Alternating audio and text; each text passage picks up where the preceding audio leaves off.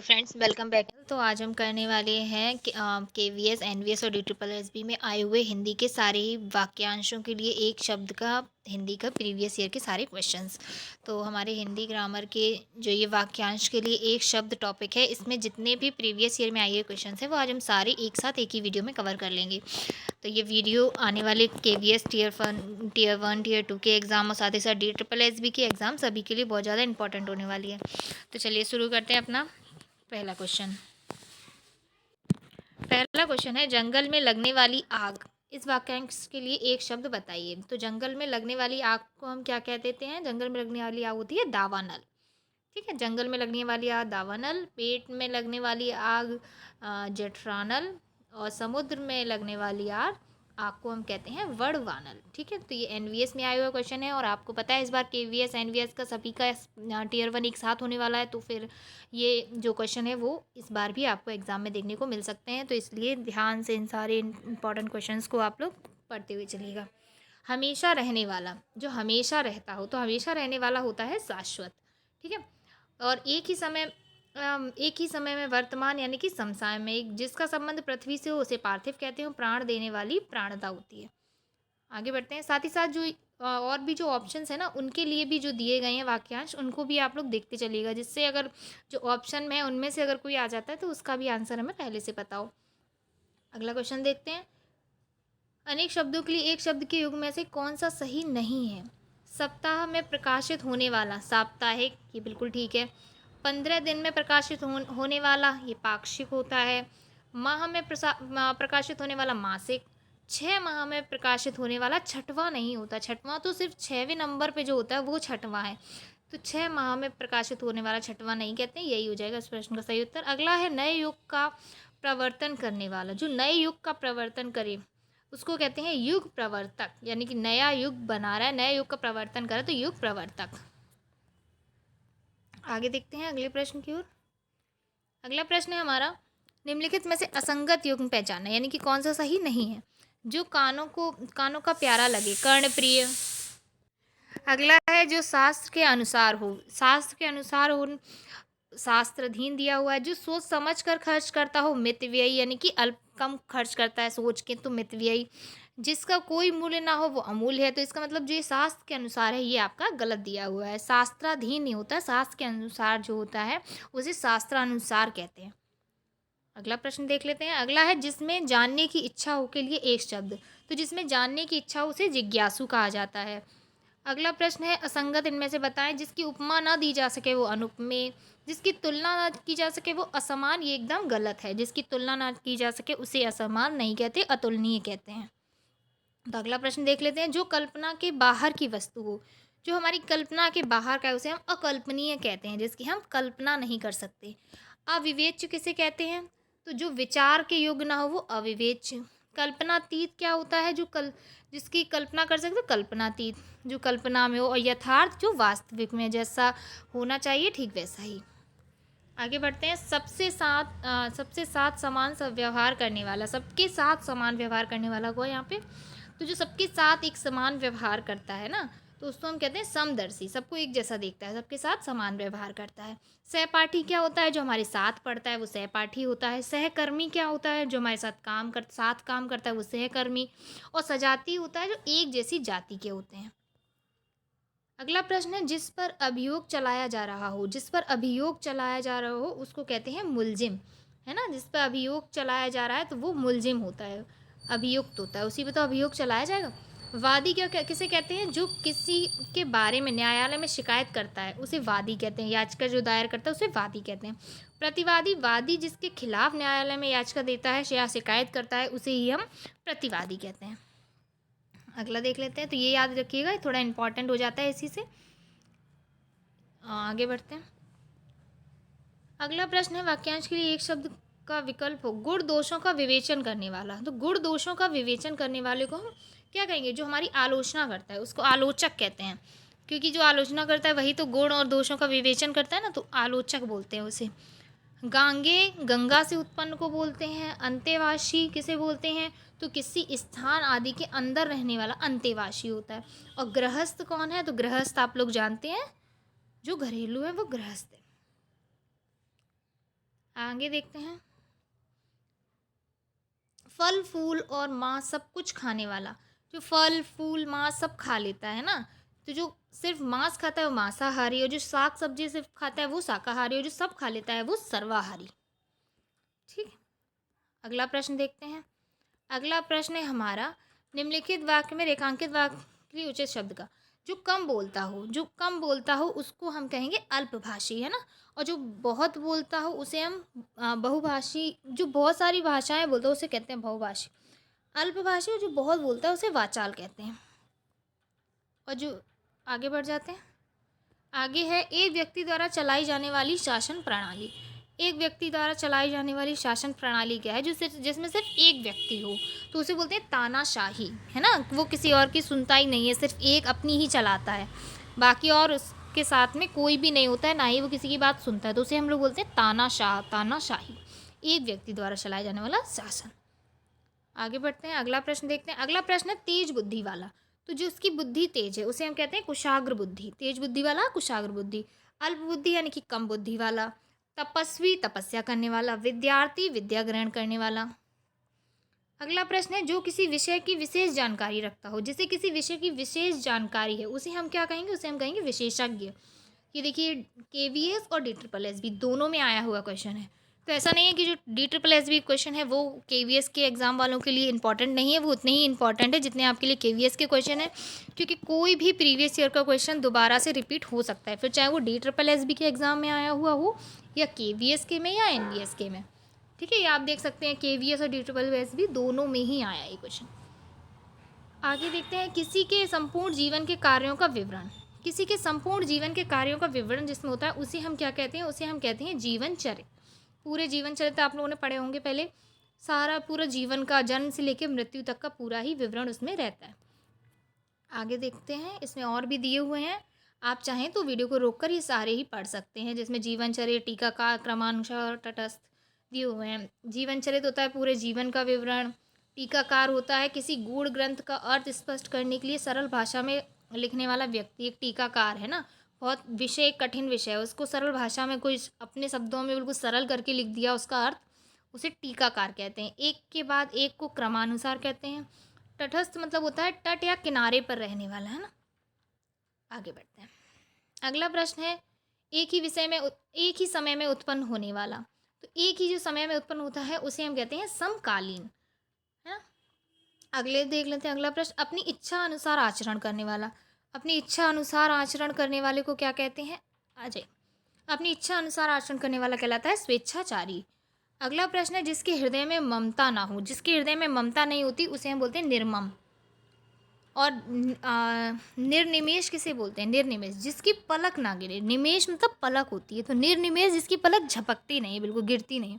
निर्मूल होता है जिसमें मूल यानी कि जड़ ना हो। जड़ को ये मूल कहते हैं, तो निर्मूल यानी कि जिसमें जड़ ना हो। निरामिष, निरामिष मतलब जो आमिष यानी कि मांस, जो मांस ना खाता हो वो निरामिष। अगला प्रश्न है, किसी विषय या क्षेत्र का पूरा ज्ञान रखने वाला। जैसे किसी विषय में या क्षेत्र में पूरा ज्ञान होता है उसे हम पारंगत बोलते हैं, उस विषय में पारंगत। अगला प्रश्न है, मन को मोह लेने वाला। मन को मोह लेने वाले को मनमोहक कहते हैं। अपनी इच्छा के अनुसार काम करने वाला मनमौजी। किसी कार्य या पद आदि के लिए नामजद या नामांकित मनोनीत बोलते हैं। मन संबंधी मनसा कहलाता है। अगला प्रश्न है, मृग जैसे लोचन है जिसके, उसे क्या कहते हैं? उसे मृग लोचनी कहते हैं। जो अपनी हत्या करता है आत्मघाती। दोपहर का सूरज मार्तंड, और जिसका मन महान हो उसे महामना कहते हैं। दोपहर के सूरज को मार्तंड कहते हैं, ये याद रखिएगा। बाकी तो सब आपको समझ में आ ही रहे हैं अपने आप ही, ईजी है। वह जिसे क्षमा ना किया जा सके, जैसे क्षमा ना किया जा सके वो होता है अक्षम्य। और जो वैध ना हो, है ना, जो कानूनी रूप से वैध ना हो उसे अवैध कहते हैं। जिसमें सभ्यता ना हो उसे असभ्य कहते हैं। और जिसे क्षमा ना किया जा सके उसे अक्षमा नहीं अक्षम्य कहते हैं, तो ये अक्षमा गलत वर्ड है। जिसका कथन ना किया जा सके, जिसका कथन ना किया जा सके उसे अकथनीय कहते हैं। ठीक है। अभाष, जिसे भाषा में बताया ना जा सके अभाष। जो शोभनीय ना हो अशोभनीय। जो पढ़ा ना जा सके अपठनीय। अगला देख लेते हैं। एक सेकेंड, इसका यहाँ पे, आकाश और जमीन से मिलने का जहाँ आभास हो। आकाश और ज़मीन के मिलने का, हमें ऐसा लगता है आकाश और ज़मीन आपस में मिल गई है, उस स्थान को हम क्या कहते हैं? आकाश और ज़मीन का मिलने का जहाँ आभास होता है उसे कहते हैं क्षितिज। रात और संध्या के बीच का समय, जब संध्या यानी कि शाम हो जाती है और रात होने वाली होती है, उसके बीच का जो समय वो होता है गोधूली। और आप दोपहर का सूर्य क्या होता है? मातंड, उसको याद रखिएगा। जहाँ खाना मुफ्त मिलता है उसे सदाव्रत कहते हैं। एक ही समय में वर्तमान, समसामयिक। अगला है जो एक स्थान से दूसरे स्थान पर ना लाया जा सके।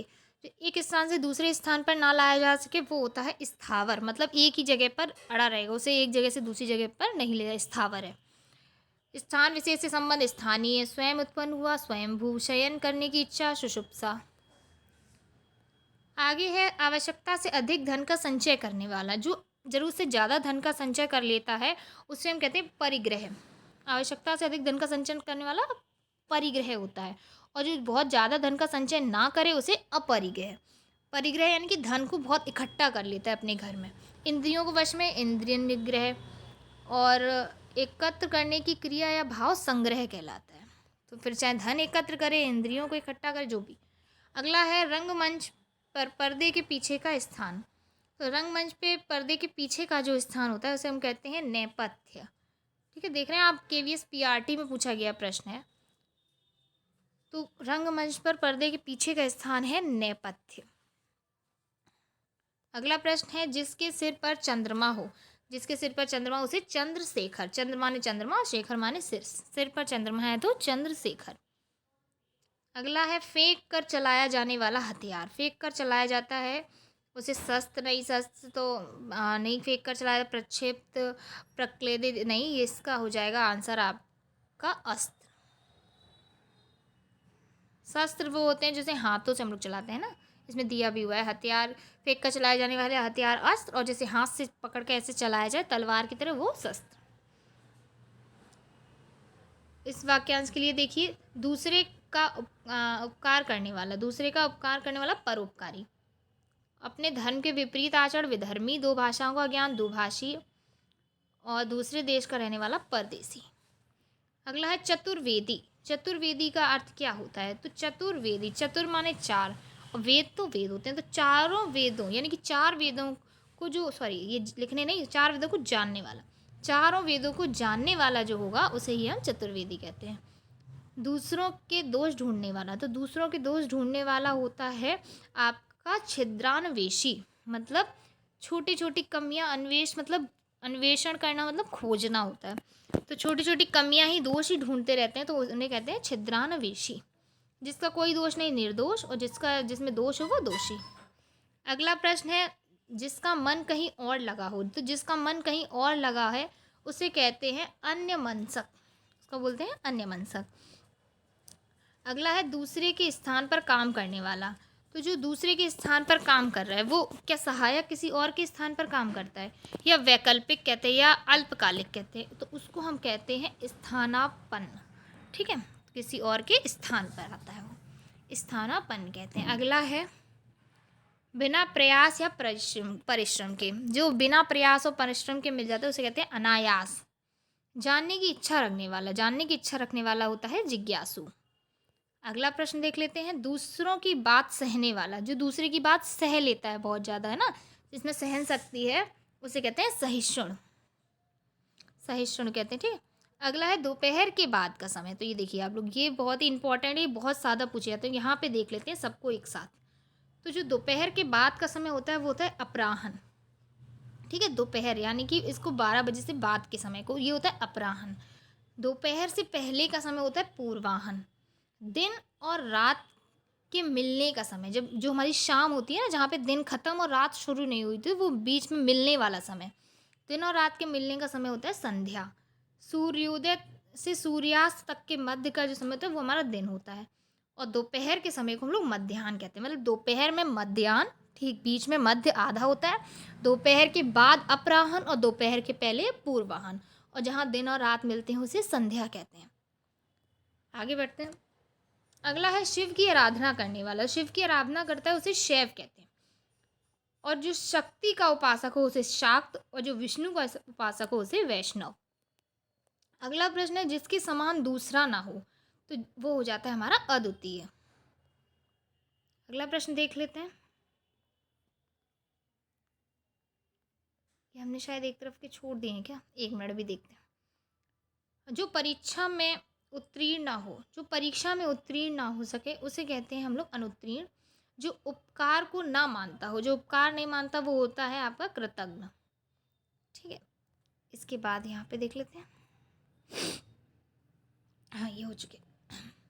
वह स्त्री जिसके पति ने उसे त्याग दिया हो, जिसके पति ने त्याग दिया हो, वो होती है परित्यक्ता। क्या होती है? परित्यक्ता। जिसके मन में ममता ना हो, जिसके मन में ममता नहीं है, बताइए आप, जिसके मन में ममता ना हो वो क्या हो जाएगा? वो हो जाएगा ममताहीन। अगला है जिसकी आर पार ना देखा जा सके, वो हो जाता है अपारदर्शी। इसमें से असंगत युग्म पहचानना है कि कौन सा गलत है। जहाँ बहुत कठिनाई से जाया जा सके, दुर्गम स्थल। जिसकी उपमा ना की जा सके वो उपमाहीन, उपमाहीन नहीं होता। जिसकी उपमा ना की जा सके वो होता है अनुपम, अनुपमेय, है ना, अनुपमेय होता है। जिसकी तुलना तुलनीय, आकार ना हो, निराकार। तो ये सारे सही है, तो इसका सेकंड वाला ऑप्शन हो जाएगा। मृग जैसे लोचन है जिसकी, जिसकी लोचन यानी कि आँखें जो हैं वो मृग लोचन है, तो उसे बोलते हैं हम लोग मृग लोचनी। ठीक, चलिए अगला प्रश्न देख लेते हैं। अगला प्रश्न है कविता की रचना करने वाले को कहते हैं, जो कविता रचता है उसे कवि कहते हैं। नीति ज्ञान रखने वाला, जिसे नीति का ज्ञान हो, नीति ज्ञान रखने वाले के लिए हम लोग बोलते हैं नीतिज्ञ। नीतिवान, नीति दक्ष, नीति निपुण नहीं, नीतिज्ञ होता है। नीति का ज्ञान तो नीतिज्ञ। अधीनस्थ कर्मचारियों की देखरेख करने वाला कार्यालय प्रमुख, जो सारे नीचे काम कर रहे हैं कर्मचारी उनको, उनकी देखरेख करता है पूरे कार्यालय में, तो वो जो कार्यालय का प्रमुख होता है उसको हम कहते हैं अधीक्षक। क्या कहते हैं? अधीक्षक। एक वस्तु लेकर उसके बदले दूसरी वस्तु को देना, एक ले ली फिर दूसरी उसके बदले में दे दिया, तो उसको बोलते हैं विनिमय। क्या बोलते हैं? विनिमय। अगला प्रश्न है किस वाक्यांश के लिए दिया हुआ एक शब्द सही नहीं है? जिस स्त्री को कोई संतान ना हो, बांझ, ये सही है ना। जो बहुत बोलता हो वो मितभाषी नहीं, उसे बहुत बोलने वाले को वाचाल कहते हैं, तो यही हमारा गलत हो जाएगा। छोटा भाई, छोटा भाई क्या होता है? तो छोटा भाई हमारा होता है अनुज। ठीक है, जो जन्म, जिसका जन्म पहले हुआ हो, जो बड़ा होता है वो होता है अग्रज, और जो जिसका जन्म अनु यानी कि पीछे हुआ या बाद में, ऐसे करके अग्रज। जिसका जन्म पहले हुआ अग्रज, जिसका जन्म पीछे हुआ हो यानी कि जो बाद में पैदा होगा वो छोटा हो जाएगा ना, तो वो अनुज। समान उदर में जन्म लेने वाला, एक एक ही जो सहोदर या सिबलिंग्स होते हैं ना, उसको ही हिंदी में सहोदर बोलते हैं। आगे देख लेते हैं अगला प्रश्न। ऊपर की ओर जाने वाला, जो ऊपर की ओर जाने वाला है उसे कहते हैं ऊर्ध्वगामी। फेंका हुआ, फेंका हुआ, प्रक्षेपित। जिसका आरंभ ना हो, जिसका आरंभ ना हो उसको क्या बोल, जिसका आरंभ ना हो तो उसे बोलते हैं अनादि। वैसे बोला जाता है ना कि कहाँ से शुरू हुआ कुछ पता ही नहीं है, अनादिकाल से चला आ रहा है, मतलब जिसका कोई आरंभ नहीं है ऐसे समय से। जो दूसरों के लिए बोलता हो, जो दूसरों के लिए बोलता हो उसे हम कहते हैं प्रवक्ता, है ना। जो दूसरे के लिए बोलता है प्रवक्ता, प्र माने दूसरा, वक्ता माने बोलने वाला। अगला है जो प्रस्ताव स्वीकृत हो चुका हो, जो प्रस्ताव स्वीकृत हो चुका हो उसे कहेंगे पारित। ठीक है, जो प्रस्ताव आपका पारित हो गया है, स्वीकृत हो गया है प्रस्ताव, तो वो पारित। जो बहुत बातें करता हो, जो बहुत ज़्यादा बातें करता है उसे बोलता है, उसे बोलते हैं वाचाल। जो बहुत बोलता है वो वाचाल। और बहुत सारी भाषाएं जानता हो उसे बहुभाषी, बहुभाषी कहेंगे। ऐसा नहीं है बहुत बोलने वाला बहुभाषी, नहीं, बहुत सारी भाषाएं जानने वाला बहुभाषी होता है, बोलने वाला नहीं। जो सब कुछ जानता है, जो सब कुछ जानता है उसे कहते हैं सर्वज्ञ। चलिए इसके आगे भी देख लेते हैं जो इसके एग्जाम्पल्स हैं, जो ऑप्शंस हैं उन सबको भी एक साथ उनके भी अर्थ देख लीजिए। जो कुछ नहीं जानता वो अज्ञ, जो सब जानता है वो सर्वज्ञ। किसी विषय को भली भांति जानने वाला विशेषज्ञ, जो ये किसी विषय में जानता हो वो विशेषज्ञ, और जो सब कुछ जानता है वो सर्वज्ञ। जो कहा जा चुका है, जो मतलब कह चुके हैं वो कथित है। जो ऊपर लिखित है उल्लिखित है, जो वर्णन किया वो वर्णनीय, और कथनीय जो कहा जा रहा है ना, जो कहने योग्य है वो कथनीय। अगला देख लेते हैं जिसका कोई वैरी ना हो, जिसका कोई वैरी नहीं है उसको बोलते हैं हम अजात शत्रु, यानी कि कोई भी शत्रु नहीं है उसे अजात शत्रु कहेंगे। लिप्स मतलब क्या होता है? लिप्सु का वाक्यांश क्या होगा? तो लिप्सु का मतलब होता है जो लेने की चाह रखता है ना, लिप्सु ला से शुरू है, इसी हिसाब से याद रखिएगा, जो लेने की चाह रखता है उसे कहते हैं लिप्सु। जो बहुत रूप धारण करता है वो बहरूपिया, जो सबको प्यारा हो वो प्रिय, जो सहन करता हो वो सहनीय, जो सहनशील या सहनीय। आगे देख लेते हैं। अगला है जीने की इच्छा। जीने की इच्छा वाक्यांश के लिए उपयुक्त शब्द बताइए। तो जिसकी जीने की इच्छा होती है उसे जिजीविषा कहते हैं ना, जीने की उसे जिजीविषा है।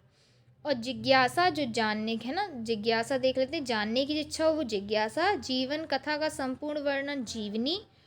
और जिंदा दिली, जिंदा दिली का मतलब है बहुत हंसमुख स्वभाव का, मजाकिया और बहुत जिंदा दिल इंसान ऐसे बोलते हैं ना, तो उन्हीं को जिंदा दिली बोलते हैं। अगला है जिसमें बड़े जंगली जानवर रहते हैं, जिसमें बड़े जंगली जानवर रहते हैं उसे कहते हैं कंदरा, है ना, गुफाएं होती हैं उनमें बड़े जंगली जानवर। जिसे टाला ना जा सके, जिसे टाला ना जा सके वो है अटल। अगला है जिसकी उपमा ना की जा सके, देखिए यहाँ पे था वो, उसका हो जाता है अनुपम या अनुपमेय या अनुपम। दुराग्रह शब्द का अर्थ है, तो दुराग्रह शब्द का अर्थ है दुराग्रह, तो आप समझ रहे हैं दुराग्रह का अर्थ है अनुचित बात के लिए आग्रह, मतलब दुरा मतलब बुरा, जो दुरा है वो नेगेटिव सेंस दे रहा है, तो दुरा और आग्रह, तो दुराग्रह हो जाएगा अनुचित बात के लिए किसी से आग्रह करना। अगला प्रश्न देख लेते हैं। अगला है जो कम व्यय करता है, जो कम व्यय करता है उसे मितव्ययी कहते हैं। कम बोलता है अल्पभाषी, जिसका कोई शत्रु नहीं है अजात शत्रु, कम बोलने वाला मितभाषी। चलो, बाहर के देशों में वस्तुओं को भेजने के लिए, बाहर के देश में वस्तु भेज रहे हैं तो उसे बोलते हैं निर्यात, और बाहर के देश से मंगा रहे हैं तो आयात हो जाएगा ना, यहाँ पे इसका उत्तर है निर्यात। चलिए, यहाँ से ये खत्म होते हैं सारे। तो जितने भी वाक्यांशों के लिए एक शब्द चैप्टर में जितने भी PYQs थे, फिर चाहे वो DSSS के हों, KVS या NVS के हों, हमने सारे ही कर लिए हैं, जो कि PRT में, TGT PGT और भी अलग अलग एग्ज़ाम्स में आए हुए हैं। जैसे कि आप देख सकते हैं हेड कांस्टेबल परीक्षा है, काफ़ी सारी अलग अलग परीक्षाओं में पूछे गए ये प्रश्न हैं, और जो अब आगे आने वाली परीक्षा है उनके लिए बहुत ज़्यादा इंपॉर्टेंट हो जाते हैं। तो अगर आपको ये वीडियो अच्छी लगी हो तो वीडियो को लाइक कर दीजिएगा, और अगर आप मेरे चैनल पर नई हैं तो चैनल को सब्सक्राइब कर लीजिएगा। और इसी के साथ ही अगले वीडियो में मैं इसके आगे के जो भी चैप्टर्स हैं उनको एक एक करके डिस्कस करूँगी। तो आप मेरी वीडियो को लाइक और चैनल को सब्सक्राइब जरूर कर लीजिएगा। Thank you for watching.